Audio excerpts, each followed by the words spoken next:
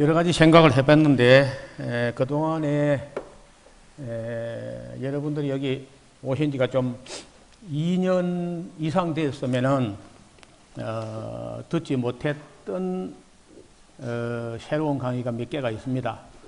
그래서 그걸 아무래도 그 성경 강좌 이번에 또 한번 왔기 때문에 한동안 못 올 수도 있고 해서 아마 이걸 놓치면 곤란하다 하는 생각이 들어서 그동안 여러분 별로 안 들었던 얘기인데 여러분뿐 아니라 에스라하우스에서 최근에 좀 더 정리되어 가지고 나온 그런 강의여서 이걸 다루는 게 좋겠다 이런 생각을 했습니다. 무슨 얘기냐면은 그 노아 홍수 이야기를 뭐 진부한 홍수 이야기를 또 지금 하냐 하지만은 사실 이 홍수 이야기가 그렇게 그 호락호락한 그런 얘기가 아니에요. 우리는 그저 기본으로 믿음이 있기 때문에 뭐 별 의심 없이 뭐 당연하다 하고 이거 수용하고 받아들이지만은 조금만 생각해 보면은 일반 사람들은 그거 도무지 수용 못하는 이론입니다. 그래서 충분히 납득할 수 있도록 어떤 사람에게든지 홍수 이야기를 설명할 수 있도록 조금 정리가 되었습니다. 그래서 그 부분을 시간 되는 데까지 한번 다뤄보고 또 질문할 수 있는 시간도 드리려고 합니다.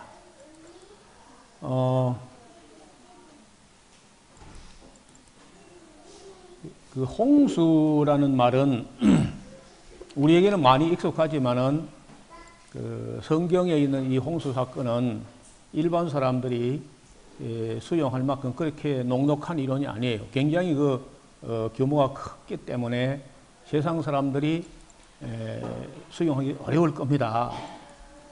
자, 홍수 하면은요, 마불 마임, 그 히브리어로는요 마불 마임이라고 돼요. 한번 따라해 볼 거예요. 마불 마임.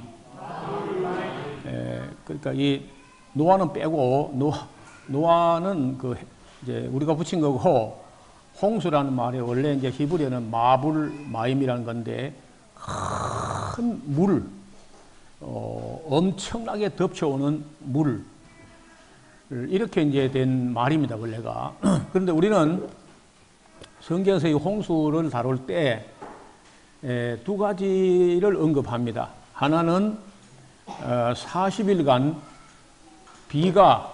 큰 비가 내렸다.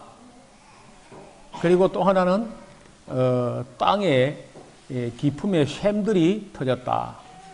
이렇게 이야기해요. 두 가지. 그럼 한번 물어봅시다. 40일간 비가 내렸다. 빗물이 내리면, 비가 내리면 어디로 가요? 빗물이. 그래서 낮은 곳으로 어디로? 결국은 냇물로, 강물로, 바다로 이렇게 가죠. 그러면은, 그렇게 내려간 그 빗물이 만약에 아라랏산을 꼭대기까지 덮으려고 하면은 바다를 다 채우고 나서야 물이 올라오겠죠. 맞아요? 근데 무슨 비가 얼마나 왔건데 바다를 다 채우고 아라랏산 꼭대기를 덮어 올라와요? 그렇게만 해도 당장 대답 못 합니다. 그 한마디만 가지고도 설명도 안 되고 대답 못 해요. 땅에 기품의 샘들이 터졌다. 지하수가 얼마나, 어디 있던 지하수가 얼마나 나와가지고, 그것도 터져 나오면 산꼭대기에 올라가는 지하수는 없어요. 지하수는 땅 밑에 있던 건데 어떻게 올라와서 산꼭대기에 올라가냐고? 그 지하수가 터져 나와도 역시 또, 강물로, 냇물로, 강물로 해가지고 또 바다로 가지 올라오지는 않습니다. 근데 성경에는 이 물이 차 올라와가지고 아라랏산을 다 덮고도 아라랏산 꼭대기로부터 45m가 더 올라갔다고 되어 있어요. 근데 그 상태로 150일을 물이 그렇게 차 있다가 점점 물러갔다가 하고 이제 노아 1년 만에 나오니까 마른 땅을 발라봤다 이렇게 돼 있다고요. 맞아요? 그럼 이게 과연 우리가 B40일 온가하고 지하수 좀 터져 나온 거하고 그거 가지고 그 큰 물이 설명이 되느냐? 저는 안 된다고 봐요. 그래서 저는 성경도 많이 읽어보고 하지만은 의심도 저는 다른 사람보다 더 많이 해봐요. 충분히 의심을 해봐야 돼. 그리고 그 반론으로 제기되는 모든 문제에 대해서 우리가 충분히 심사숙고하고 그 세상 사람들이라든지 처음 믿는 사람들이 이거는 말이 안 된다 이렇게 나올 때 우리가 어떻게 해명하고 설명하고 믿을 수 있도록 그 논거 그 논리의 증거를 내놓을 것이냐 이거 좀 연구해야 되거든요. 자, 이 대홍수에 대해서 대홍수 이전의 생태계를 보면은 식물종이나 동물종이 지금보다 훨씬 더 다양하고 풍성하고 충만했다고 봅니다. 생물 창조 이후 생태계는 홍수가 나던 그 1656년, 이 말은 AD BC가 아니고 아담스부터 시작해서 원래 생물연대라 그래요. 생물연대. 아담스부터 1656년 되는 해에 홍수가 났으니까 그동안에 생육하고 굉장히 번성하게 돼요. 그리고 사람들의 수명은 거의 900세를 넘었습니다. 동물들의 숫자, 개체 수도 지금보다는 훨씬 더 많았어요. 지금 지리산이 엄청나게 큽니다. 이게 전라남북도, 경상남도 3도에 어우러지는 곳에 지리산이 위치해 있고 5개 군이 이렇게 둘러싸 있는데 지리산 천왕봉을 중심으로 해가지고 포장된 도로로 가장 접근해서 이렇게 한 바퀴 도는데 4시간 걸려요. 여기서 서울 가는 길만큼 됩니다. 지리산 한 바퀴 돌면, 포장도로만 따라 돌면은 4시간 걸리는데 이 큰 산에 지금 야생 동물이 얼마나 있느냐? 예, 곰 6마리 있습니다. 곰. 없던 건데 그것도 이제 정부에서 이걸 방사해가지고 새끼를 낳아가지고 뭐 지금 한 10대마리 있는지 모르겠어요. 멧돼지는 좀 있는 것 같습니다. 그리고 고라니가 좀 있고, 그러면 너구리, 오소리, 토끼 다 해봐야 몇 추록밖에 안 나와요. 그러니까 형편이 없는 거죠. 그리고 사람 여기 좀 살아봐도 다 서울, 경기도 다 가버리고 여기 지리산은 별로 너하고 몇 사람밖에 없어요. 그러니까 이런 정도가 아니라 홍수 이전의 생태계라는 것은 우리 상상을 초월할 만큼 많은 동물이 살았다고 봐요. 그리고 지금 여기서 지리산은 제일 큰 동물이 소입니다. 소. 지리산 소가 제일 큰 동물인데 옛날에 홍수 이전에는 코끼리는 아주 귀여운 동물에 속했어요. 아주 작고 귀여운 중간 동물로. 그리고 이제 큰 동물은 지금 우리 교실 이런 절반 크기만한 이거 해봐야 18m밖에 안 되는데 길이가 30m 되는 그런 동물이 있었다고. 대형 공룡 이런 것 중에. 이런 그런 것들이 여러 수천, 수억만 마리가 묻혀야 우리가 지금 쓰는 석유가 나오지. 여기 지금 50명에 묻어봐야 우리 후손들요 오토바이도 못 할 기름이 안 나왔어. 그러니까 그야말로 우리 상상을 초월할 정도에 저는 석유 원초 매장량만 해도 7조 배럴 정도였다고 하니까 7조 배럴 원초 매장량이 그중에 지금 5조 배럴 캐먹었고 2조 배럴 남았는데 2조 배럴 남은 건 이제 서로 차지하려고 중국과 미국이 서로 경합을 벌이고 있는 거예요. 우리는 여기저기 꼽사리끼가 조금 얻어먹고 이제 그래가지고 겨우 자동차 굴러가게 하는 거예요. 그럼 20조 마리 정도가 있었다는 거예요. 우리 사람 크기만한 동물이 20조 정도가 홍수 전에 있었다. 그럼 뭘로 가지고 계산하느냐? 석유의 원초 매정량 가지고 계산하는 거예요. 20조 마리 정도. 지금 이 땅에는 일반 동물이 많은 것 같아요? 사람이 많은 것 같아요? 사람이 많죠. 서울에 그 동물원에 동물 몇 마리 있고 집에 몇 개 한 마리 있고 그밖에 뭐 있나요? 훨씬 사람이 많아요. 그러니까 70억이 살아봐야 뭐 이런 정도인데 사람이 70억보다도 그 여러 수십 배 많은 동물들이 충만한 그야말로 우리 상상을 초월할 정도로 1656년간의 수많은 동물들이 생육하고 번성하고 심히 창대하고 지면을 덮어 있었어요. 사람의 수도 아마 노아 홍수 때 당시의 사람 수가 제가 볼 때는 200억은 넘었을 걸 봐요. 지금처럼 70억 이 정도가 아니라. 그리고 사람 체격도 죄송합니다. 어리고 고만고만 이런 게 아닙니다. 그 큰 것들은 키가 한 10m 정도 되는 사람도 있어요. 10m, 11m, 유골들이 지금도 나오거든요. 그리고 그때 같으면은 그 골리앗 같은 것도 3m니까 아주 귀여운 사람이에요. 골리앗도 아주 귀여운 사람이고 대형 그 거구들은 10m 넘는 그런 인체가 있었다고요. 그래 10m쯤 되는 이런 사람들 볼 때는 그 코끼리도 그저 반려동물 정도로 그렇게 아주 귀여운 동물이에요. 그러니까 지금 우리가 보는 이 세계하고 많이 다르다고요. 식물계에도 얼마나 풍성하냐. 우리 상상을 초월할 정도로 아름다운 과일과 꽃들과 채소와 이런 것들이 너무 넘쳐나서 어떤 거는 먹기만 하면은 뭐 800~900년을 걷더니 사는 그런 채소, 곡식, 과일들이 막 있었던 거죠. 이게 전부 다 노아 홍수 때 다 거의 막 내가 볼 때는 90% 이상이 다 멸종해버리고 아주 그 척박한 환경에도 살아남을 수 있는 식물종 몇 개가 겨우 보존된 그런 상태예요.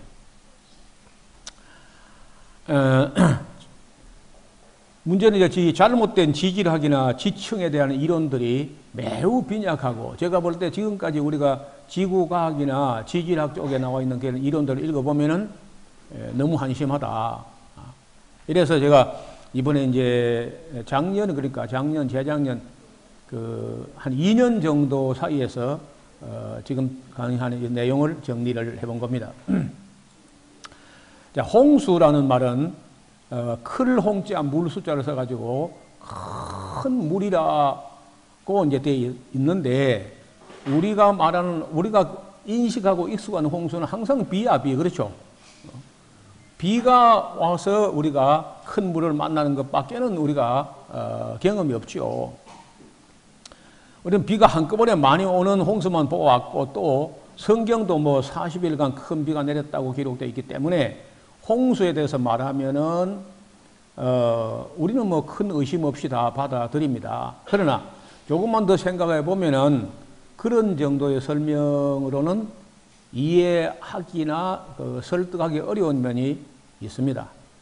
그래서 세상 사람들은 이러한 그 기록에 대하여 전혀 수용할 수 없는 이론으로 치부하고 성경의 기록을 그저 하나의 신화 정도로 일축합니다. 이에 대해서 우리가 조금 더 생각해 보자는 거예요. 생물창조 연대 1656년 되는 해에 대홍수가 났습니다. 그 해는 아담이 지음받은 후 1656년 되는 해이기 때문에 2348년 되는 해인가 보다. BC 하늘에서 40일간 비가 온 것만 생각하기 때문에 풀리지 않는 문제가 있습니다. 또 기품의 샘들이 터졌다고 하지만은 역시 해결이 안 돼요.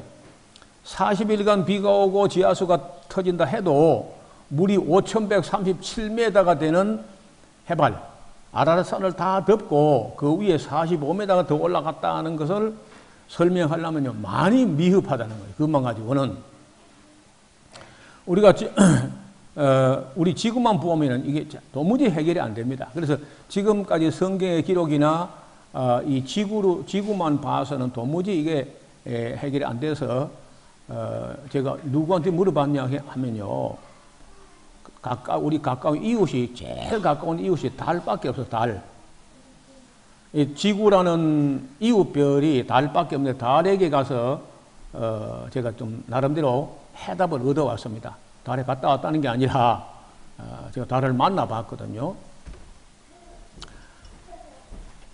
그래서 달의 표면과 뒷면, 달의 표면은 우리가 늘 보는 달 얼굴이야. 근데 미안하지만 우리는요, 달의 표면, 맨날 보는 그 얼굴만 봤지 달의 뒷꼭지는 볼 수가 없어요. 왜냐하면 우리가 지구가 자전할 때요, 달도 꼭 같은 시간 내에 자전해가지고 우리가 돌아오면 지도 돌아와 있어요. 우리가 한 바퀴 자전해 따라오면 지도 딱 돌고 와가지고 늘 보는 그 얼굴 외에는 한 번도 보여준 적이 없어요. 우리 달 늘 보는 표면은요, 개수나무 한 그루, 토끼 한 마리, 늘 같은 모양이야. 그래서 그 달의 뒷면을 어찌어찌 해가 내가 보게 됐는데 깜짝 놀랐어요.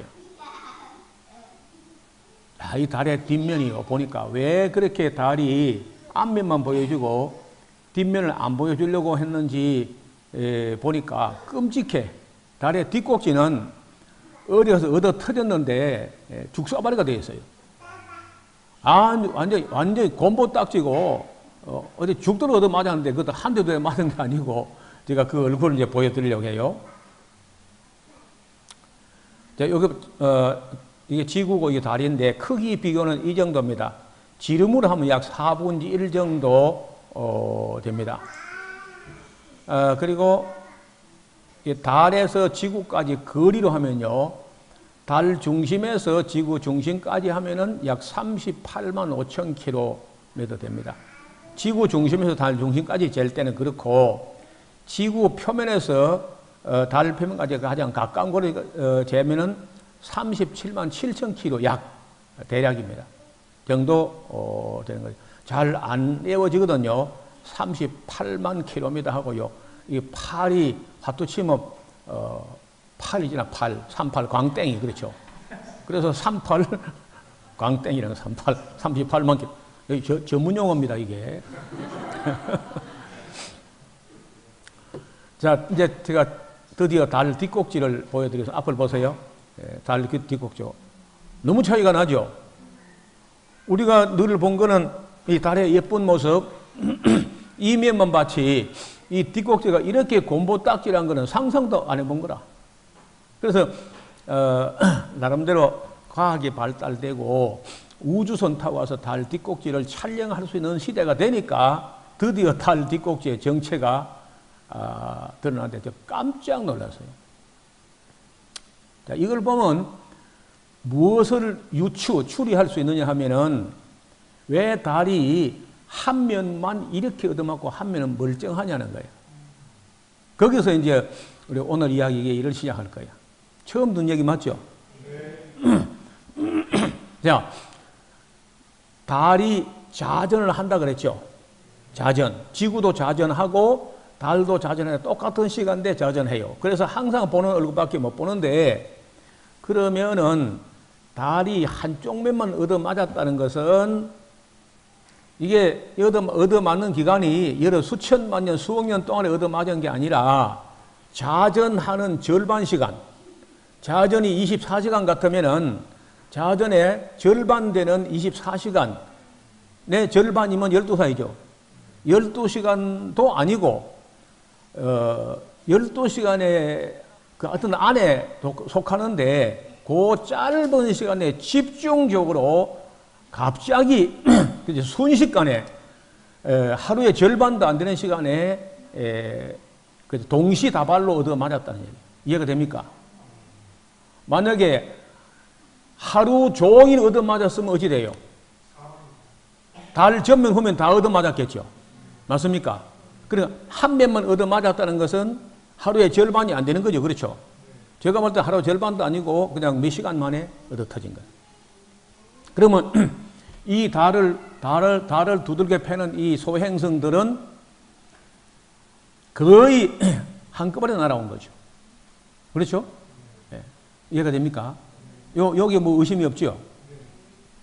그럼 두 번째 논제가 뭐냐면은 달하고 지구는 거리가 얼마라고요? 한 전문가 다 돼가네 보니까. 그러니까 우리 가까이 곁에 데리고 다니는 지구는 아버지고 달은 아들 같아요. 맞아요? 그래서 나란히 데이트를 나갔어. 근데 아들 얻어맞을 때 아버지는 어디 갔다 온 거야? 나란히 있는데 달만 정조준해 날아간 게 아니고 달 얻어맞을 때 지구도 얻어맞았다는 거죠. 아버지하고 아들하고 소나기 올 때 나가는데 우산도 없이 아들은 소나기를 호박 맞았고 아버지는 뽀송뽀송해 올 수 있습니까? 그리고 이게 놀라운 거는 우리가 아시는 대로 태양을 중심으로 그 9개 행성하면 수성도 있죠. 금성도 있죠. 그 다음 지구죠. 화성, 목성, 토성, 천왕성, 해왕성, 명성이 다 맞아서 다 맞았어요. 화성도 맞았고 수성도 맞았고 금성도 다 맞았어. 내가 그 맞은 흔적 보여드릴 테니까. 근데 지구만 무슨 빽이 있어가지고 얻어맞지 않았을까 하는 거야. 그러면 지구도 얻어맞았는데 왜 지구는 이런 곰보 딱지 같은 이런 흔적을 크레이터, 충돌 구덩이, 충돌 구덩이를 크레이터라고 하는데 그 크레이터가 지구에도 달이 이렇게 많으면 지구는 그 표면 면적이 달보다 18배, 16배나 크거든요.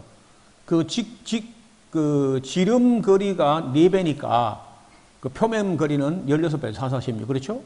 그러면 이 달보다 16배나 더 얻어맞으면 지구도 엄청난 구덩이가 있어야 되는데 왜 지구는 안 보이냐? 왜 이렇게 희귀하냐? 그래서 지구는 두 가지가 있습니다. 하나는 물이 있고 하나는 이 공기가 바람이 있어가지고 이게 침식되고 풍화돼요. 달은 공기가 없고 물이 없어요. 그러니까 얻어맞은 대로 몇천 년 가도 그냥 그대로 있습니다. 닐 암스트롱이 밟은 발자국이 지금도 그대로 있어요. 왜? 물도 없고 공기가 유동이 없으니까. 근데 지구는 이제 물 때문에 이게 여러분 물에다 주먹을 쥐어 박아서 주먹 빼면요 흔적 안 보이죠. 그래서 지구는 안 보이는 것 뿐입니다. 조금 더 보세요. 태양계 별을 보면 이게 태양이고 이렇게 이제 목성이 제일 큰 거 목성 이 정도고요. 토성 이런 정도고 지구 이런 정도예요. 앞을 보세요. 여기 달에 얻어맞은 구덩이를 크게 확대하면 이 정도 이 큰 구덩이는 거의 경기도만 합니다. 크기가 뭐 이런 것도 굉장히 큰. 근데 이쪽은 이제 많아요. 이쪽 한쪽은 없는 데가 있어요. 이렇게.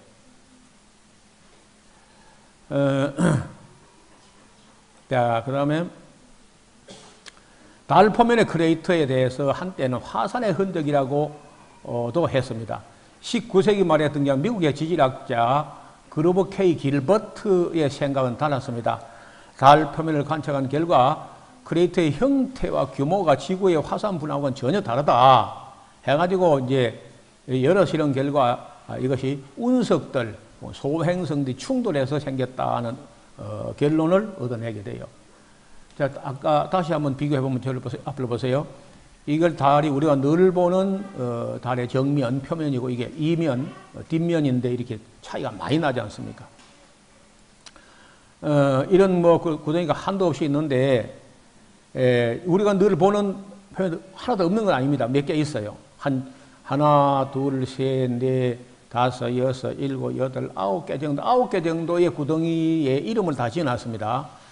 제일 우리가 달의 배꼽처럼 이렇게 이제 보이는 게 티코 충돌구라고 그래요. 티코 충돌구. 꼭 수박 꼭대기처럼 잘 보이는 겁니다. 나머지 이제 있어도 뭐 플라토 충돌구, 코페르니쿠스 충돌구, 아리스타르코스 충돌구, 케플러 충돌구, 그리말도 충돌구, 비르기우스 충돌구, 랑그레스 충돌구, 스테파니스 충돌구 이렇게 해가지고 앞에 보이는 거 한 9개밖에 안 보여요. 근데 뒤쪽에는 아까 뭐 수를 셀 수 없게 맞으다 또 맞고 이렇게 어디 맞았다고. 이게 닐 암스트롱의 발자국인데 지금도 그대로 있습니다. 지금 가도. 자, 그러면 아까 다른 이면 표면 확실히 차이 나는 거 봤죠? 근데 지구도 이리 봐요. 앞을 보세요. 지구도 완전히 다릅니다. 한 면은 육지가 고스란히 보존되어 있고 한 면은 육지가 다 없어졌어요. 저는 이게 얻어맞은 흔적이라는 거예요. 이런 이론은 아직까지 창세 이후로 아무도 안 들었어요. 제가 달하고 좀 친하게 지내다가 달에게 물어봤죠. 그랬더니 잘 보라는 거, 지구를 잘 봐라. 달을 뺑 둘러보고 지구를 뺑 둘러봐. 그래서 제가 어떻게 이 지구를 뺑 둘러봤는가. 구글 어스 때문에 이거 제가 봤어요. 여러분도 한번 같이 보면 좋겠네요.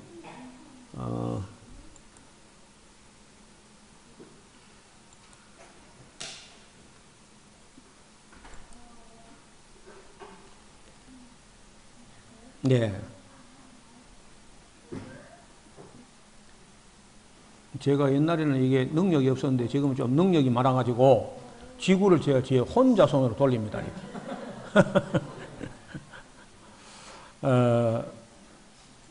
이봐요. 노 목사 월 능력이 있다니까요. 지구를 이렇게 돌려보니까 한 면은 육지가 가득하고 뒷면 이봐요. 없지요, 육지가. 이게 이제 달로 말하면은 얻어맞은 자국이야. 달에 얻어맞은, 그러니까 달에 얻어맞은 흉터가 그대로 있죠. 근데 여기는 흉터가 나요, 안 나요? 났다가 물이 또 덮어버리니까 안 보이는 것 뿐이야. 이렇게 생각하는 학자가 아직도 한 명도 안 나왔다는 거죠. 그래서 어느 날 제가 참 이걸 홍수에 대해서 설명할 수 있는 그 어떤 근거를 찾으려고 기도하고 애태우하니까 하나님께서 달 뒷면을 봐라. 그리고 지구하고 대조를 해봐라. 해서 대조를 해보니까 이렇게 차이가 있는 거예요. 그럼 여기에 잘 보세요. 여기 이렇게 얻어맞을 때 소행성 충돌할 때 소행성의 충돌하는 그 속도가 어느 정도냐면요. 초속 그러니까 20km/s.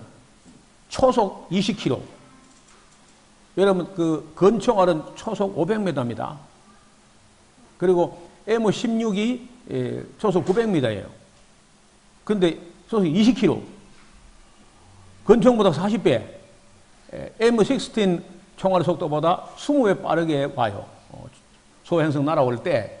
그러면 그 대기권에 충돌하는 순간에 웬만한 암석 덩어리가 녹아서 암석이 전기가 됩니다. 증발할 정도로. 근데 너무 작으면 다 증발해버리고 크면은 다 안 녹고 땅에 떨어지는 게 그게 이제 운석이라는 거예요. 운석. 그럼 그것이 만약에 육지에 떨어지면은 땅을 파서 땅을 녹여버릴 정도의 온도가 올라가게 되고 물에 떨어지면요. 그 물에 떨어질 때 시험을 해본 결과는 4000도로 올라가요.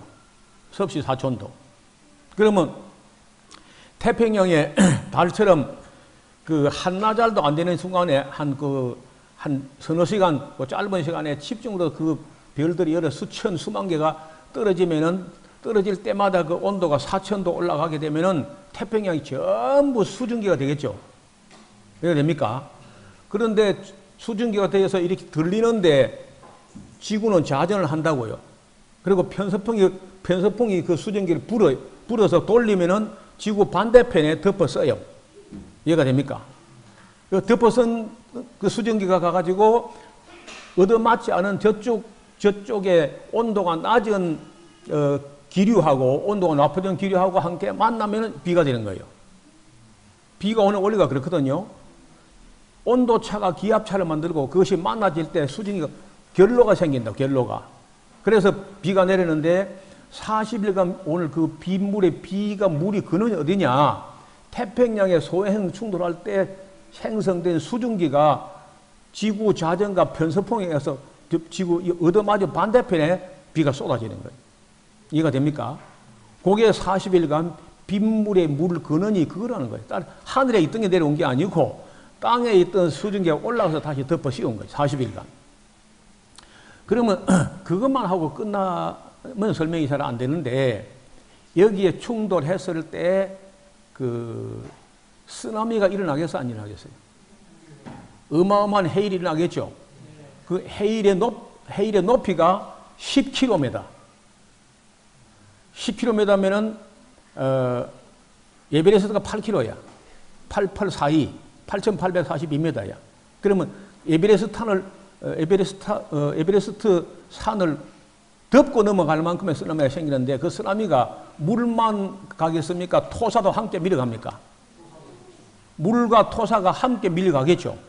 그러면서 저쪽 쪽으로 우리 태평양 반대쪽으로 덮어서 육지가 생성되면서 그야말로 엄청난 쓰나미가 여기 맞으면 한쪽으로만 가는 게 아니고 양쪽으로 물이 간다고요.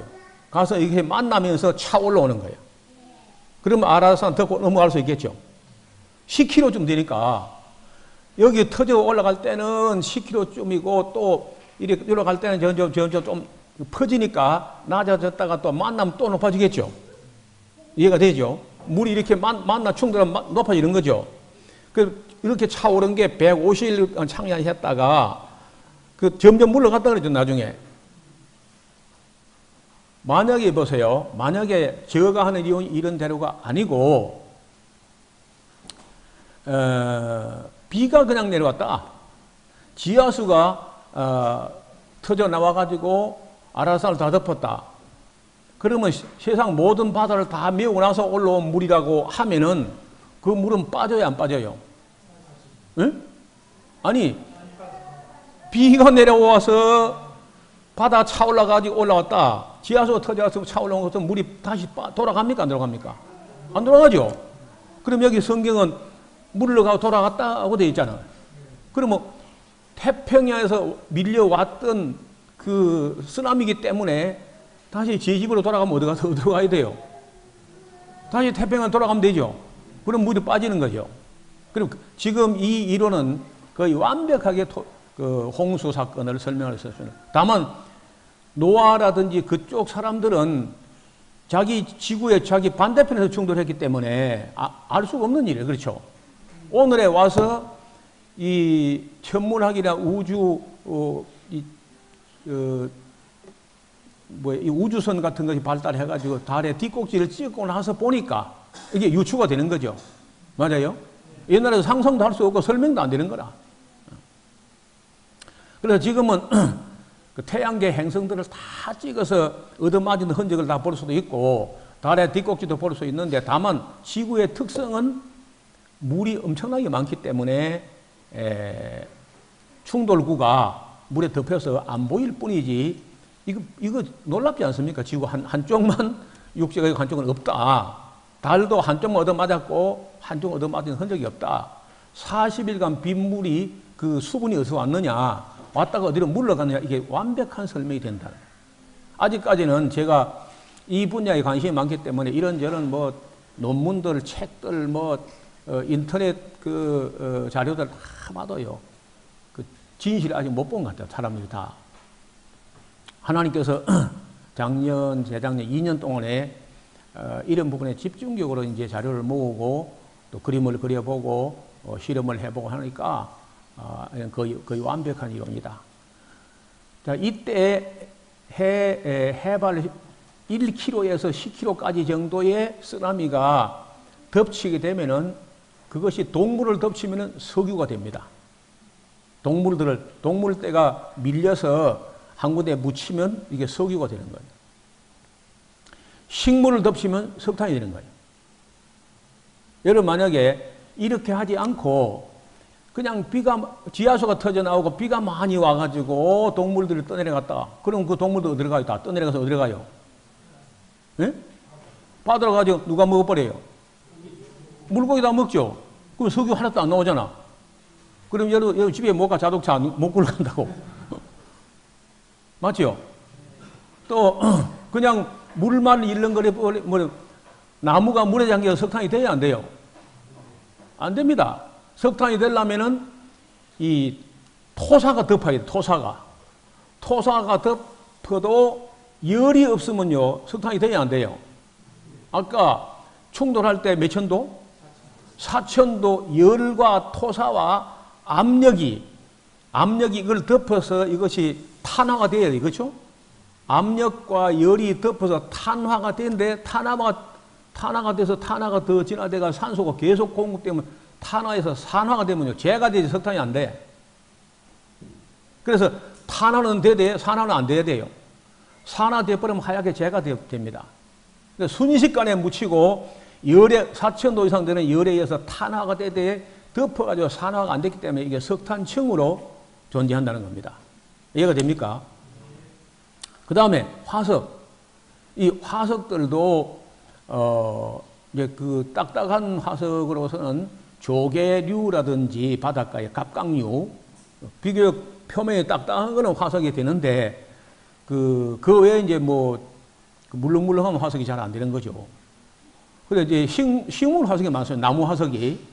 그 나무 화석이 되려면은 이것이 묻혀야 됩니다. 그냥 지구 표면에 널브러져 있으면요 썩어서 버리려고 거름이 되지 화석이 안 돼요. 덮여 있는데 그 덮어 쓴 그 흙 속에 규소가 녹아가지고 나무 속에 들어가서 치환이 되면은 그 규화목이 돼요. 그래서 나무 화석이 되게 규화목이 많고 시멘트화된 석회석 화석도 많이 있습니다. 그래서 화석과 화석연료, 석유, 석탄, 그 다음에 지층, 별이 한 개만 떨어지면 쓰나미가 한 번 밀려와가지고 지층 한 개만 있을 거라. 그렇죠? 그런데 그랜드 캐니언을 가보면 지층이 여러 수백, 수천 개가 있다, 이렇게. 그래서 별 한 개 떨어질 때마다 그 토사를 동반한 쓰나미가 밀려오면 또 한 층 되죠. 또 밀려오면 또 한 층 되고, 하루 동안에 여러 별이 수천 개 때문에 수천 번 밀려온다고 이게. 그러면 그 그랜드 캐니언의 그 어마어마한 지층이 거의 하루 동안에 생겨요. 하루 동안에. 별이 또 떨어지고 밀려오고 또 떨어지고 밀려오고 이렇게 하니까. 그러면 그 어떻게 그게 다르냐 하면요. 지층이 비슷하면서도 약간 다른데, 그거는 별이 이 태평양 충돌하되 태평양 충돌한 위치에 따라서 별 충돌한 그곳에 있는 충돌한 그 지점의 그 토사질과 육지에 쌓이는 지층질이 비슷한 거죠.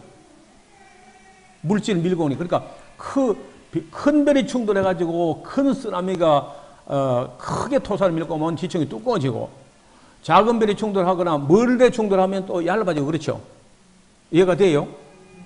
이렇게 설명하기 좀 어려운데 해봤으면 좋겠는데. 그렇게 하면은 다양한 지층들이 다 설명돼요. 이해가 되죠? 그래서 그랜드 캐니언에 우리가 그 전망대에서 콜로라도 계곡을 내려다보는데 전망대 높이가 2,400m입니다. 해발 2,400m. 거기서 거의 1,200m 밑에 흐르는 콜로라도 강을 내려다본다고요. 근데 그 중간쯤에 지층에서 화석이 나오는데 바다 생물 화석이 나와요. 그리고 태평양에서 밀려온 거 맞죠? 언제?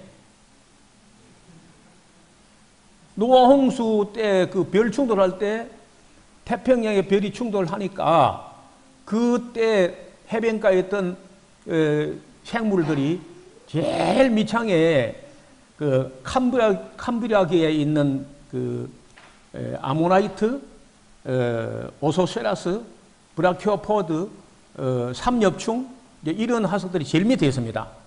그 지질학자들은 지질 주상도를 이렇게 그려놓고 캄브리아기, 오르도피스키, 실루리아기, 미시시피기, 페론기, 삼척기, 주라기, 백악기, 신생대 뭐 1, 2, 3, 4기 막 이렇게 지질 주상도를 그려놓고 맨 밑에 캄브리아기는 뭐 18학년 됐다, 6학년 됐다 이런 소리 하는 거라. 전혀 아니에요. 하루도 아니고 한나절. 그러면 맨 밑에 있는 거는 첫 번째 별 충돌할 때 제일 먼저 밀어서 제일 낮은 곳에 매몰된 겁니다. 그리고 지층에 현세라고 하는 현세 바로 밑에 어마어마한 황토 기둥처럼 큰 퇴적성이 있어요. 그걸 홍적세라고 하거든요. 딜루비알 에이지라고 홍적세. 그거는 큰 퇴적이라는 말도 되고 큰 홍수에 의한 퇴적성이다.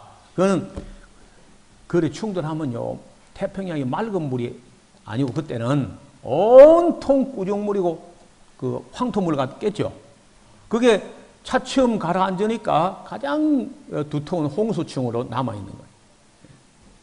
사실은 정직히 말하면 다 홍적세야. 캄브리아기부터 현세까지가 다 홍적세라고 홍수에서 한꺼번에 퇴적된 거란 말이에요. 그래서 이 사람들은 이제 이 지구과학을 엉터리 해가지고 소행성들이 충돌해가지고 그것도 한나절도 안 되는 짧은 시간에 한꺼번에 생성된 걸 모르니까 뭐 18억 년 이래가지고 이제 진화론의 어마어마한 역사 길이 안에서 생물들이 오랜 시간에 점진적으로 진화됐다. 이런 진화론 모든 체계가 제가 지금 이 소행성을 가지고 진화론 체계를 다 박살내려고 그래요. 충분히 끝장난다고.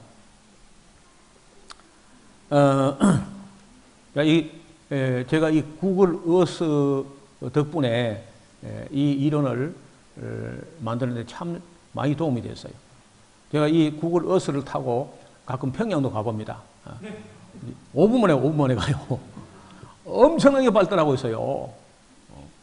여명거리를 가보면요. 강남은 뺨치요. 강남보다 훨씬 아름답게 지고 있어요. 우리처럼 허여멀건한 게 아니고 컬러풀하게 아주. 그래서 이 사람들이 지금 못된 사람도 있지만 어쨌든 제게는 큰 도움을 줬다고. 자, 이제 조금 더 우리 이야기를 심화시켜 보려고 합니다. 그러면 언제 어떻게 어디서 그런 별들이 날아왔느냐 이래 보세요. 여기에 태양이고 수성, 금성, 지구, 화성이 있고요. 화성 궤도 다음에가 별이 하나 있었는데 이게 부서졌어요, 언젠가. 그리고 이제 그 다음에 이제 목성이 있어요. 화성 궤도하고 목성 궤도 사이에 별이까지 큰 별이 하나 있었는데 이게 그 생물연대로 하면 1656년 되는 바로 그 해에 무엇과 충돌했는지 풍비박산나서 그 부스러기가 달에도 달에도 막 날아오고 지구도 함께 날아와서 그 태양계 행성 안 얻어맞은 데 별이 없어요. 그 다 얻어맞아. 지금도 이제 돌고 있는 것만 해도 그때 방향이 이제 여러분 폭발하면요 무방향입니다. 무지향. 아무 방향 다 날아가는데 달하고 지구 방향으로 날아간 건 달과 지구에 맞았고 그냥 우주를 보고 날아간 것도 있습니다. 이렇게 천지사방으로. 그리고 이제 어떤 별들은 어떤 쪼가리는 그 원래 그 별이 돌던 그 궤도를 따라서 그냥 돌고 있습니다. 그래서 그 돌고 있는데 큰 거 한 100km, 직경 100km쯤 되는 게 한 200개 돼요. 200개. 지금도. 그리고 한 10km. 10km면은 여러분 살고 있는 도시 어떤 한 구만에 한 구. 그만한 것들이 한 2000개. 1km 정도 되면은 한 동 정도 되거나, 그만한 것들이 한 50만 개. 1m 요 스피커통 요런 거 정도가 약 1,000억 개. 이런 거 지금 이만큼 돌고 있습니다. 그 돌다가 어떤 거는요, 힘이 빠지거나, 작은 것 중에서는 지구 인력에 낚아채이는 수가 있어요. 그래가지고 지구 인력에 낚아채기가 빨려 들어옵니다. 빨려 들어올 때, 아까 말씀대로 총알보다도 약 20배, 40배 이렇게 빠른 속도로 대기권에 진입하면 대개 날아오는 각도가 여름 밤하늘에 보면요, 이런 각도는 되게 뾰 이렇게 빛을 내며 들어와요. 그 지구에 충돌을 하는 거죠. 웬만한 크기는 다 녹아서 전기가 됩니다. 암석 전기가. 그러나 큰 것들은 다 안 녹고 지구에 떨어진다고요. 맞으면 즉사합니다. 근데 안 맞으면 돈 벌어요. 얼마 전에 진주에서 누가 이거 2개를 발견했다고. 그리고 그 2013년 2월 15일에 러시아 우랄 산맥 근방의 첼야빈스크하고 튜멘주에 수많은 운석이 떨어져 가지고 약 400명이 다쳤는데 또 이상하게 하나도 죽지는 않았어요. 그래 그걸 깎아 가지고 소치 동계 올림픽 때 메달 만들었잖아요. 그보다 훨씬 비쌉니다. 가끔 하늘 다 보라. 떨어지는 그 지으면요 직장 안 가도 돼 그냥 평생 먹고 살 수 있으니까. 자, 이리 보세요. 이렇게 이제 별 하나가 풍비 박산 날 때 이게 방향성 없이 막 알아가는데 그 중에 일부가 지구, 일부가 달에 화성, 금성, 수성 다 태양도 많이 얻어맞았어. 태양도. 자, 이런 식으로 각도가 되게 이런 식으로 이렇게 날아왔는데 그 날아온 것 때문에 이렇게 날아오면요. 이리 보세요. 이 충격이 얼마나 크느냐. 저는 지구의 자전 축이 23.5도 기울어져 있죠. 이거 뺐딱하잖아. 그렇죠? 누가 지구본을 사오는데 삐딱하다라는 거야. 그러니까 중국제를 사오니까 그렇지 하대요.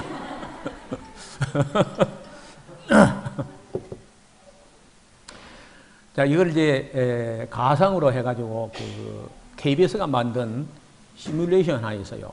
이거는 과거는 사람들이 모르고 앞으로 미래에 지구 역사가 종말이 날 때 어떻게 종말이 오느냐? 소행성이 충돌해가지고 지구 종말이 온다. 천문학자들, 과학자들이 이런 게 가설을 만들어가지고 만약에 직경 500km, 500km면 한반도만 한반도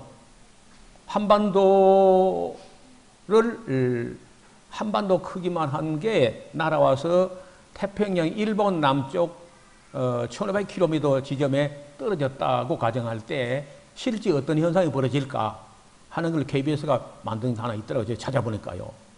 그래서 제가 찾으니까요. 별게 다 있어요. 찾으라? 찾을 것이요. 그래서 조금 보겠습니다. 나올란가 모르겠네. 예. 어떤 일이 일어날까요? 지구 물리학을 전공한 과학자의 감독하에 모의 실험을 했습니다.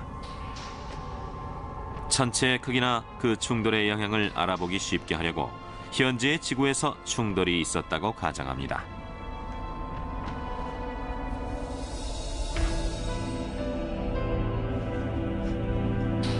지름이 500km라면 남한을 뒤덮을 만한 크기입니다.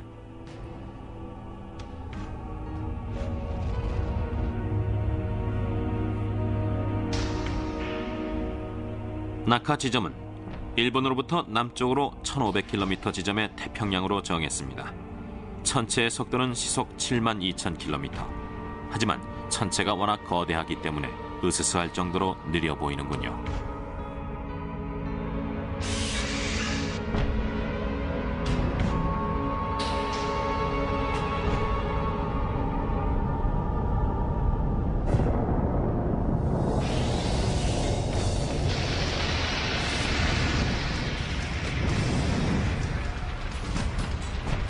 두께 10km의 지각이 통째로 걷어올려집니다.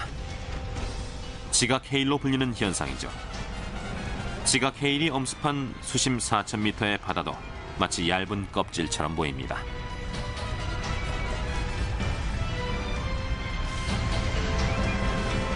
크기가 1km나 되는 거대한 파편들이 솟구쳐 오릅니다.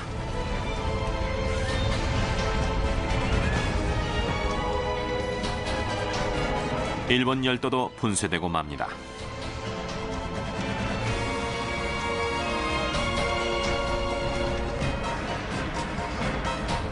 수천 킬로미터 높이로 날아간 파편들은 대기권을 돌파해서 우주 공간까지 도달한 후 또다시 지구로 쏟아져 내립니다.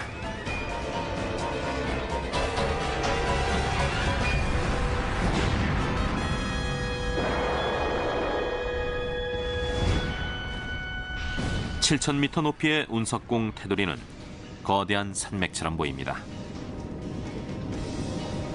운석궁 지름은 4,000km로 괌섬에서 중국 대륙 일부까지 집어삼킵니다. 하지만 이건 재앙의 사소한 시작에 불과합니다.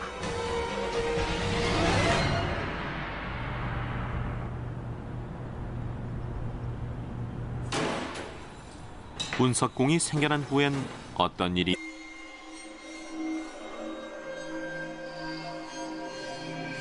우주에서 보면 운석궁 안에 이변의 주역이 드러납니다. 장렬하듯이 빛나는 거대한 덩어리, 이것이 기체가 된 암석인 암석증기이며 그 무게는 무려 1000만 메가톤입니다.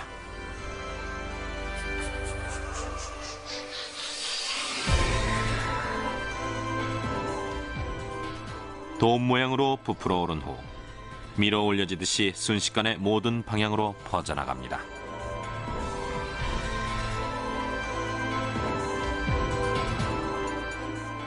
지금의 지구로 추정하면 일본 남부 해저에 낙하한 지 3시간여 만에 암석증기는 히말라야 산맥에까지 이릅니다.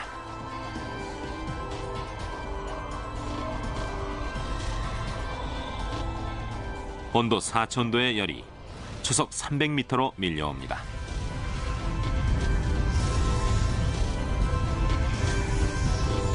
암석증기로 뒤덮인 가운데 눈은 순식간에 녹은 후 강을 만들 틈도 없이 증발해버립니다.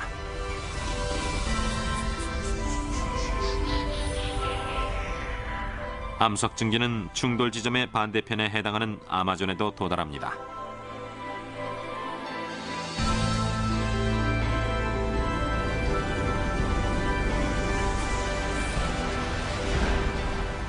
고열 때문에 나무가 차례대로 자연 발화해서 밀림은 눈 깜짝할 새에 불바다로 변합니다.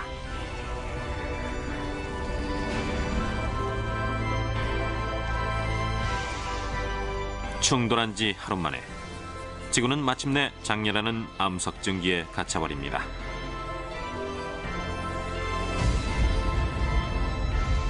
암석증기는 1년 가까이 지구 전체를 뒤덮고 맙니다.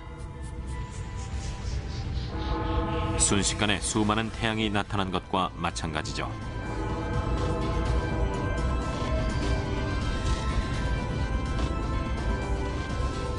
생명의 요람 바다도 변동에 휩싸입니다.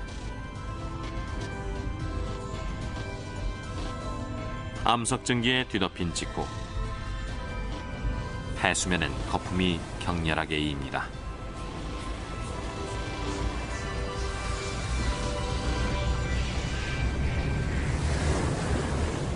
바다가 끓기 시작한 것이죠.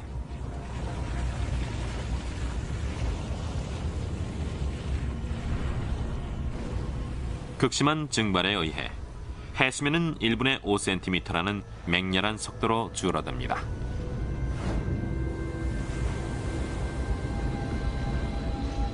바닷물이 증발되자 소금이 드러납니다. 이 소금도 금세 증발돼 갑니다. 모습을 드러낸 해저는 여지없이 고열의 영향으로 용암처럼 녹기 시작합니다.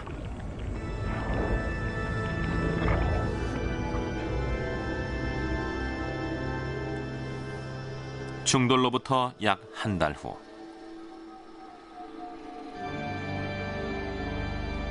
암석 증기 아래에 놓인 지표면입니다.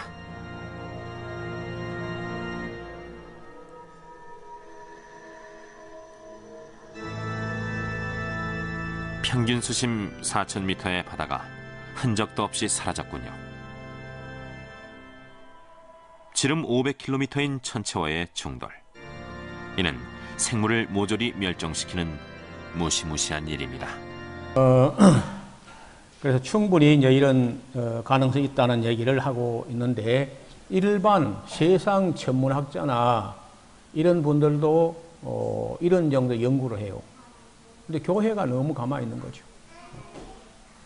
자, 이제 아까 말씀드린 것 중에 죄송합니다.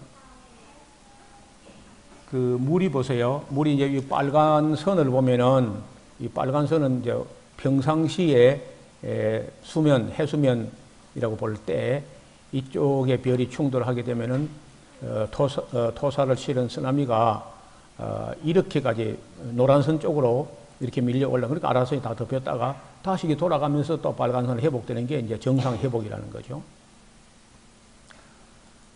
여기입니다. 여기 이제 요게 빨간 요게 화성이고요. 여기 목성인데 요 사이에 별 하나가 더 있다가 이게 충돌해서 이게 뭐가 충돌해가지고 풍비박산 나는 순간에 지구하고 달 다 얻어맞았다는 거예요.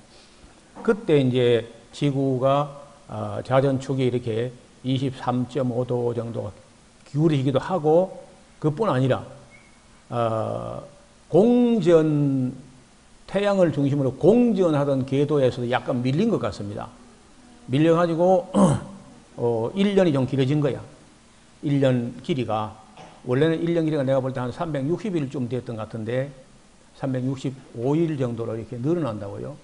365일.25641 그러니까 360일 정도였는데 한 5일 하고도 조금 더 이렇게 길어지는, 뭘 안 맞아. 이게 뭐 딱 떨어지지 않는다고요. 그리고 한 달도 원래는 28일 같았는데 29일 조금 넘게 해서 이제 그 음력을 보면 29일 됐다가 뭐 30일 되다 하잖아요. 뭘 보면 알 수 있냐면요. 우리 인체의 생체 주기, 여성들의 생리 주기나 우리 피가 교환되는 주기가 28일이다. 한 달에 28일 딱 이렇게 됐던 것 같은데, 이 충돌하는 그 순간에 자전 축도 기울어지고 공전 궤도도 약간 바깥쪽으로 밀리는 그런 현상이 있었던 것 같습니다. 아까 이 별 소행성 이 궤도가 생겼는지 말씀드렸고요. 태평양에 보세요. 이렇게 엄청나게 이제 소행성, 중행성, 대행성 막 이리 막 동시다발형으로 거의 한 뭐 서너 시간 안에 이렇게 떨어지면서 이게 엄청나게 이제 큰 충돌이 한 개씩 했으면 한 개만 떨어지면은 이렇게 안 될 텐데 거의 한쪽 방에서 집중적으로 모아서 떨어지니까 이 태평양 쪽에 있는 큰 판이 통째로 이렇게 밀려 들어간 거죠. 밀려 들어가면서 반대로 이쪽으로든지 이쪽으로 융기가 일어나가지고 이게 이제 알래스카에서 내려오는 이 시에라 네바다 산맥이 이렇게 솟아오르는데 그 산맥의 높이가 3,000m, 4,000m 됩니다. 그 다음에 이 멕시코 산맥도 역시 솟아오르게 되고 이쪽으로는 이 안데스 산맥이라고 하는 산맥이 밀려 올라오는 융기돼가지고, 그리고 밀려 오르기도 하고 또 태평양 쪽에 있던 쓰나미가 이 미국을 대를 덮어서 이 산맥을 넘어서 가요. 넘어가면서 거기에 이제 미국 서부 고산지대가 생기고 그 넘어서는 이제 서서히 빠지면서 미국 평야지대가 생기는데 거기에 이제 여기 석유도 묻히고 평야도 있고 이렇게 한 거죠. 이건 미국 이근방 쪽에다가 이제 보면 그 유명한 그랜드 캐년, 그 큰 캐년이 생겼습니다. 나중에 그 보겠습니다. 우리 지구상에 제일 화산과 지진대가 많이 형성되는 곳이 이곳이죠. 소위 말하는 불의 고리라 그러잖아요. 여기서도 막 터지는 게 이근방 막 터지잖아요. 은 터졌는. 그러니까 그때 얻어맞으면서 판에 이 균열이 간 거야. 균열이 가가지고 밀리고 안정됐다 할지라도 가끔씩 이렇게 조금씩 이동만 생기면 지진이 나거나 화산이 터지거나 이렇게 하는 거죠. 자, 이런 식으로 얻어맞으면은 이 그림을 봐요. 지금 이게 지구상에 남아있는 가장 큰 흔적인데 칙슬로브 크레이트라고 멕시코만의 유카탄 반도에 있습니다. 지금도. 근데 이게 너무 크기 때문에 여기 사는 사람들은요, 이런 모습 속에 자기들 사는 건 몰라요. 너무 커서. 모르는데 이제 우주선 타고 올라가서 내다보니까 이제 이런 모습이 있는 겁니다. 여기가 이 직경이 170km, 바깥은 240km. 그러면 경상남북도만 한 겁니다. 전부 다가. 너무 크기 때문에 사람 눈에 안 들어오는데 우주선 타고 가서 보면 이제 보여요, 이게. 그래서 지구상에는 이게 제일 큰 건데, 이 칙슬로브 크레이트가 생성될 그때가 아마도 이 사람들이, 학자들은 한 10km 정도가 여기 충돌했다, 이렇게 봐요. 10km. 직경 10km. 그런데 그것이 240km 정도 흔적을 남겼다. 근데 이거는 어떻게 이렇게 흔적이 뚜렷이 남게 됐느냐. 딱 충돌한 위치가 육지하고 바다 접경 지역에, 육지하고 바다가 만나지는 그곳에 충돌하니까 뚜렷이 남아있는 거예요. 그래 하나님께서 이거 잘 봐라. 그러면 비밀이 있다. 학자들은요, 이 별 한 개 충돌한 이게 큰 하나 보이니까 요거 하나 때문에 지구상의 공룡이 다 죽었다. 수준이 그 정도입니다. 아직까지 우리 지질학자, 진화론자들 하는 수준이라는 게 요 한 개 요것만 보고 요거 한 개 충돌한 그 충격에 공룡이 다 죽었다는 거예요. 만약에 공룡이 죽었으면은 석유가 되는 게 아니라 지 표면에 널브러져 있어요. 그렇죠? 놀래가지고 땅 밑에 200m까지 판이 나갔나? 죽은 공룡이. 그래서 설명이 안 되는 거예요. 그러니까 지금까지 그 지질학자나 뭐 진화론자들 얘기는 전혀 줄이 안 닿는 소리예요. 동물이 죽으면 죽어서 지면에 그냥 널브러져 있다가 썩어버리거나 하지 어떻게 땅 밑을 파고들어가 그게. 그러니까 여러분 우리가 학교에서 돈 주고 배운 것들이 너무 허무해. 지금까지 적어도 100년 이상을 학자들이 전 세계 지질학자들 뭐 진화론자들 해가지고 해온 학설이라는 게 저 같은 사람 시골 목사가 한나절 이야기한 것도 안 붙일 수 있어요. 아무것도 아니에요. 칙술러브 크레이트라고 기억하시기 바랍니다. 앞을 보세요. 여기가 이제 미국 지도인데 여기가 멕시코 만이고 멕시코 만에 여기가 유카탄 반도인데 여기 끄트머리에 여기 얻어 터졌다 그게. 그래서 요 한 개 얻어 맞은 걸 하는데 내가 볼 때는 여기도 터지고 여기 터진 거야. 최소 3개.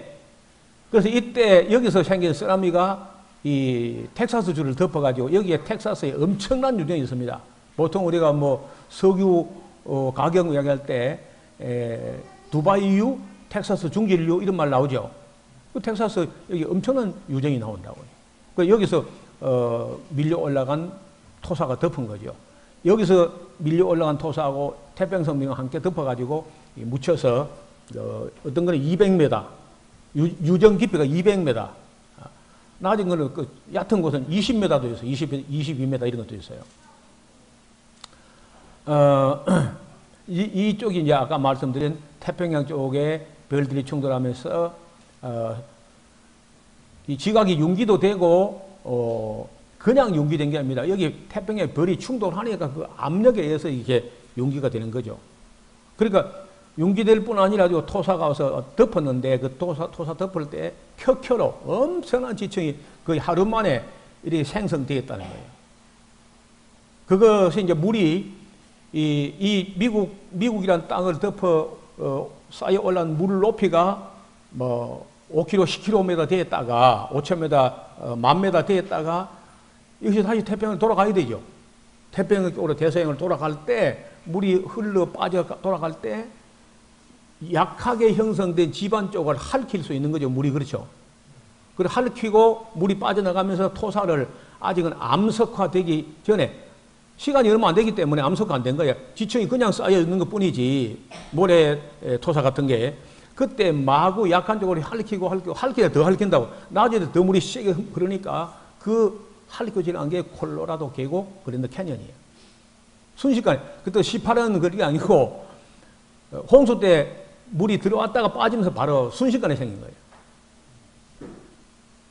그거를 전부 다 막 18억 년, 16억 년, 뭐 20억 년 막 이런 소리가 나는데 아무 근거 없다. 그건 말이 안 되는 소리. 호주에 가면 또 이게 내륙 깊은 곳에 여기가 울프 크릭이라고 하는 유명한 크레이터인데 국립공원이 되어 있습니다. 울프 크릭 적어놨다가요. 울프 크릭 적어봐요. 적어놨다가 영화가 있습니다. 울프 크릭이라고 하는. 그거 한번 보시면요.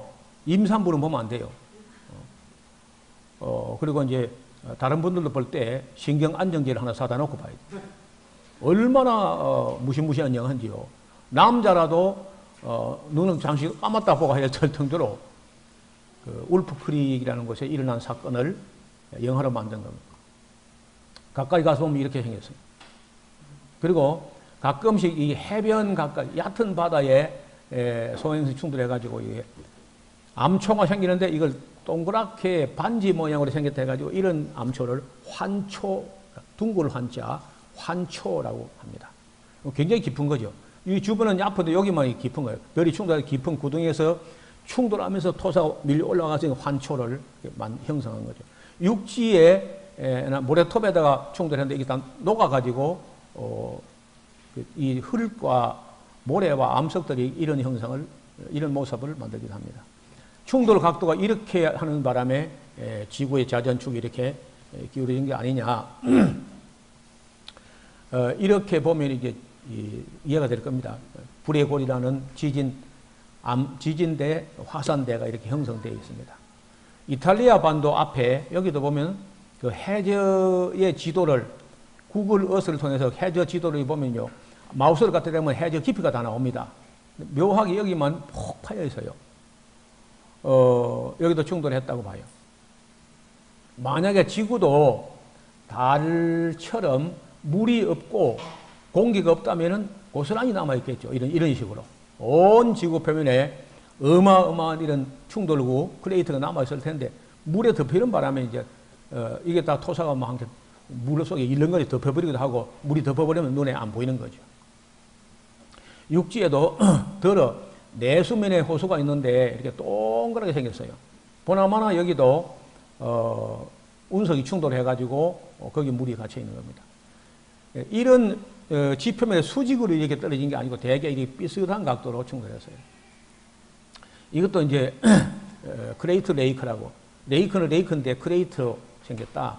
여기도 보면 크레이트 레이크라고, 그 행성이 충돌해가지고 형성된 호수다 이렇게 말합니다.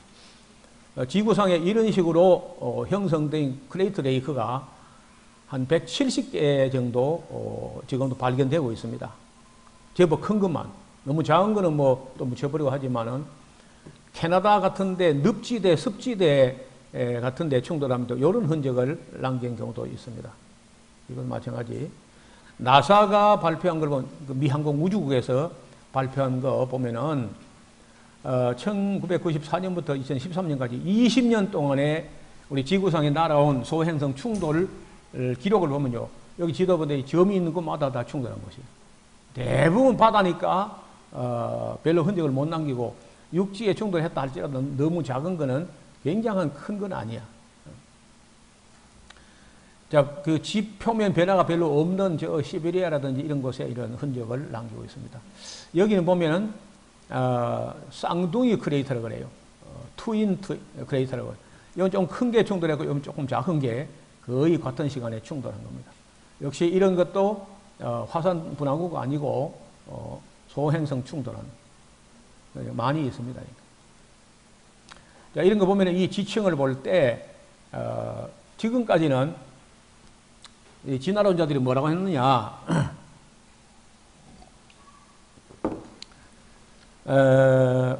바다, 원래는 이런 미국에 있는 그 시에라 네바다 산맥, 멕시코 산맥, 이런 산맥이나 안데스 산맥 이런 게 태평양 바다 밑에 있었다는 거야, 이 사람들이.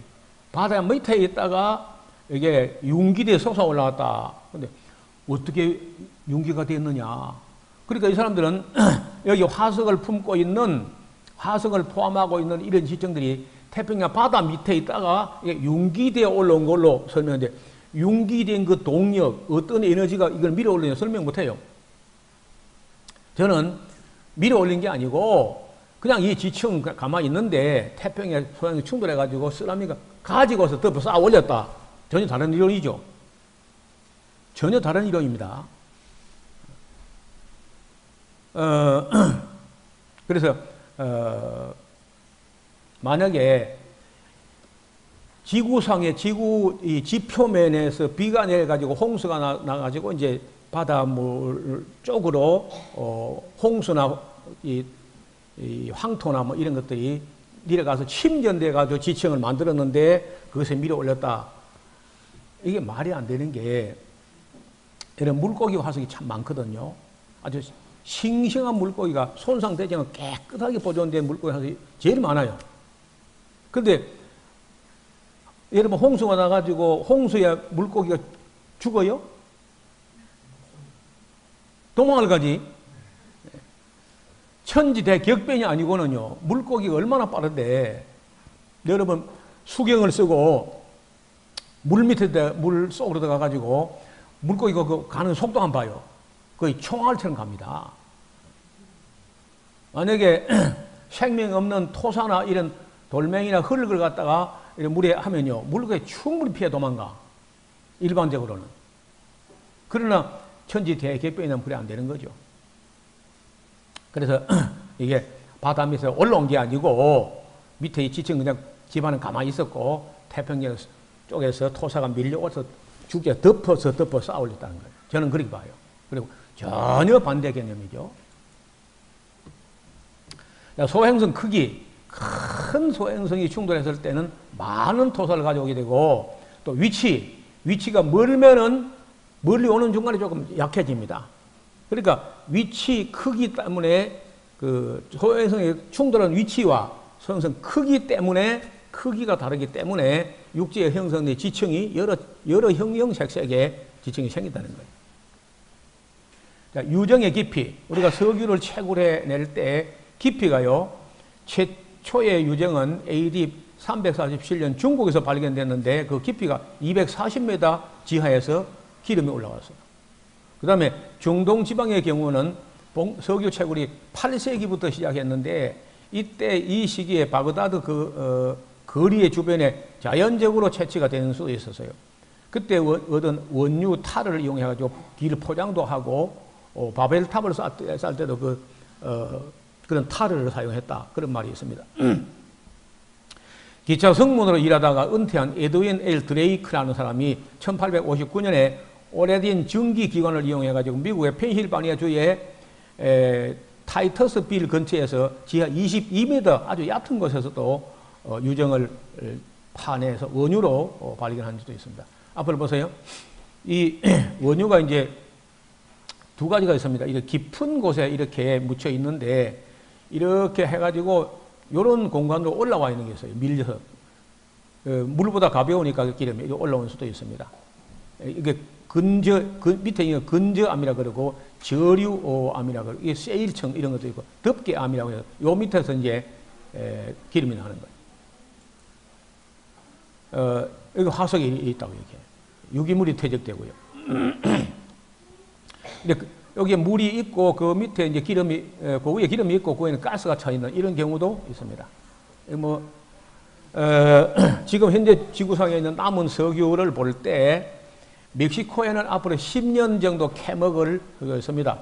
중국에는 11년 캐먹을 석유가 있고 미국은 12년 정도 채굴할 양을 갖고 러시아는 22년, 카나다는 23년, 카자흐스탄은 73년, 인도네시아 12년, 나이지리아 42년, 리비아는 62년, 사우디아라비아 70년, 이란은 86년, 베네수엘라는 91년, 아랍에미리트 연합에는 92년, 이라크하고 쿠웨이트는 앞으로 100년 정도 채굴할 수 있는 석유를 가지고 있다.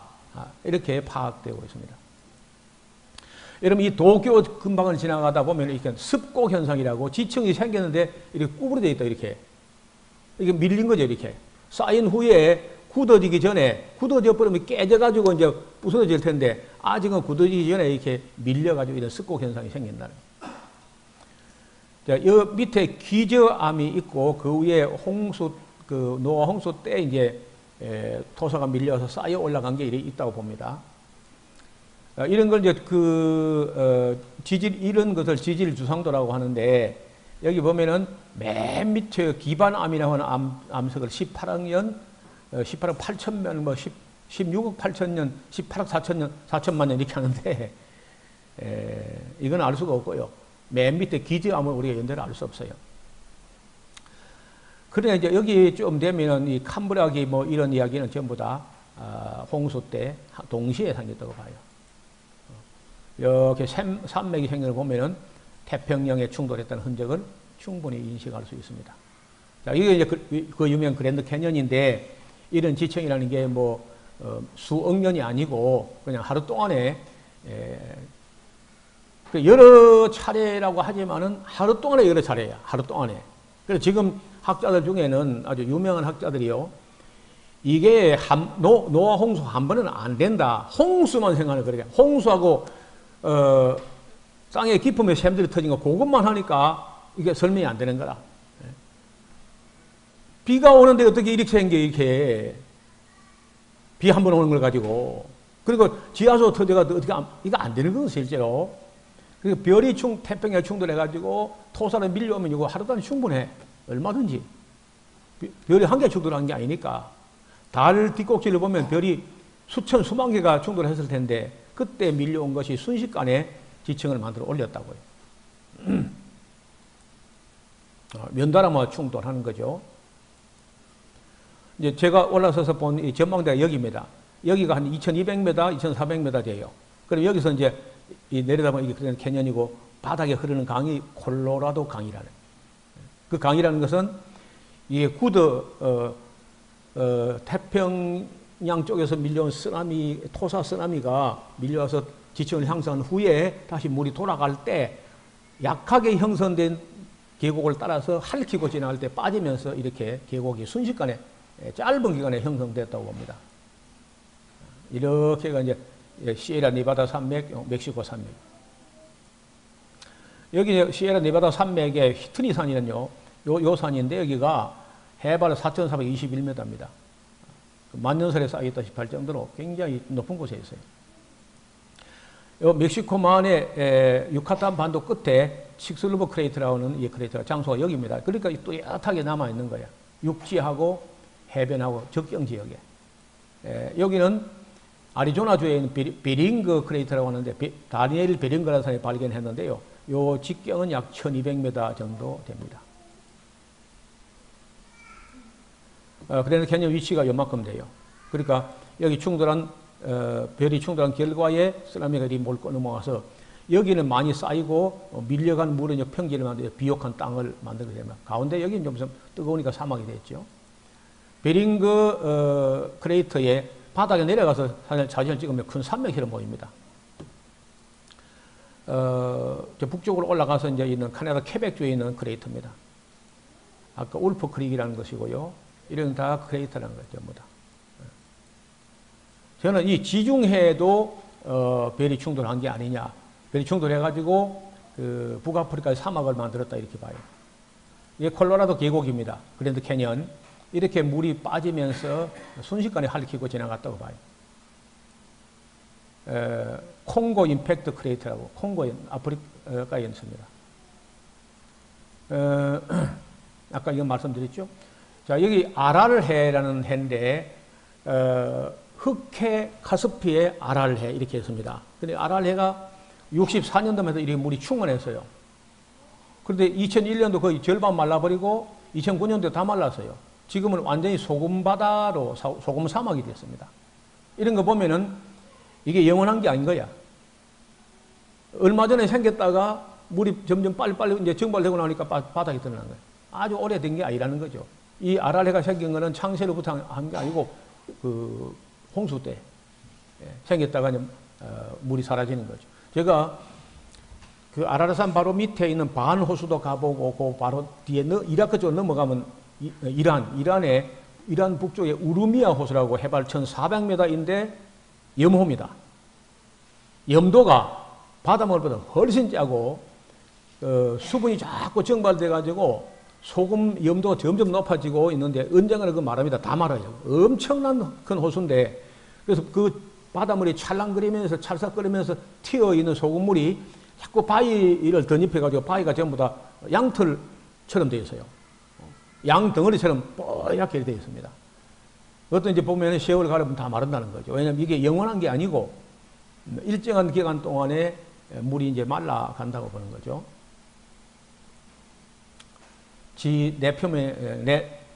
지구의 내륙에 있는 생긴 크레이터. 마찬가지 물과 함께 생긴 거죠. 그래서 캐년이고요. 이거 다 설명할 수가 없겠고요. 자, 여기 보면은 화성도 얻어맞았습니다. 화성 표면에 여기 보면 큰 거 하나 맞은데 또 맞고 또 맞는데 또 맞고 그렇게 맞은 거예요. 화성 표면입니다. 화성 표면. 이런 걸 보고 화성에 옛날에 물이 있었다 아직도 그런 소리 하고 있어요. 물이 아닙니다. 여기에 암석이나 이런 녹은 질이 다른 거죠. 토성인데 토성은 왜 이렇게 매끈하냐? 미안하면 토성은 이거는요, 그 표면이 아니고 가스층 표면이야. 온통 두터운 가스층이기 때문에 매끈해 보이지만 실제로는 이 가스층 밑에 충돌구가 있다고 봅니다. 토성만 이렇게 예쁜 고리를 갖고 있어서 학자들이 굉장히 궁금해서 무엇이 예쁜 걸 갖고 있냐, 혼자. 태양계 아무도 반지를 안 끼고 지 혼자 반지를 끼고 있어요. 그래서 이게 궁금해가지고 죽을 지경이라 그래가지고 우주선 보내가지고 해보니까 아무것도 아니에요. 돌멩이 전부 다. 돌멩이가 얼음덩어리하고 뭐 이런 것들이 돌고 있습니다. 그러니까 수성 표면도, 수성도 죽사가 얻어맞아서, 죽돌 얻어맞아, 수성도. 화성, 금성, 수성 다 맞았습니다. 지구 말할 것도 없고. 수성 표면도 이렇게 심각하게 얻어맞았어요. 마리너 10호가 찍어버린 수성의 표면인데 큰 거 작은 거 많이 얻어맞았죠.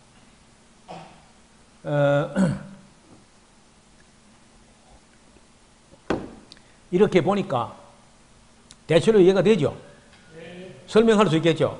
네. 이제 홍수 가지고 누가 딴지 걸면요, 자, 붙잡아 놓고 달 뒷꼭지를 보여주면서 이야기를 시작해봐. 그리고 구글 어스가 정말 저에게는 큰 도구야.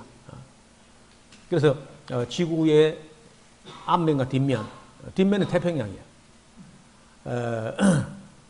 그리고 이제 화석이 생성될 수 있는 거, 그 다음에 석유, 석탄, 지층, 화석, 거의 다 설명이 된다고 봅니다. 여기까지 하겠습니다.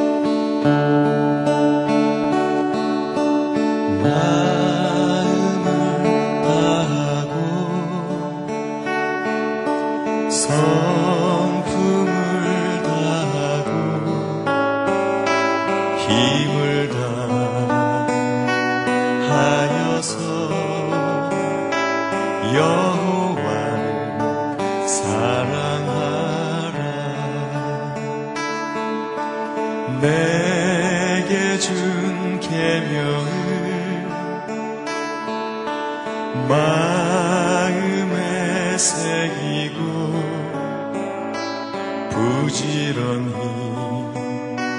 부지런히 이웃에게 전하여라. 그러면 내가 짓지 않은 큰 집을 주리라. 내가 심지 않은 과실을 먹게 하리라.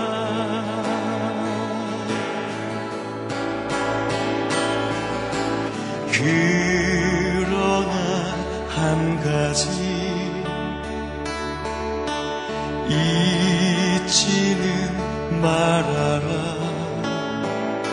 죄인 된 우리를 구원하신 여호와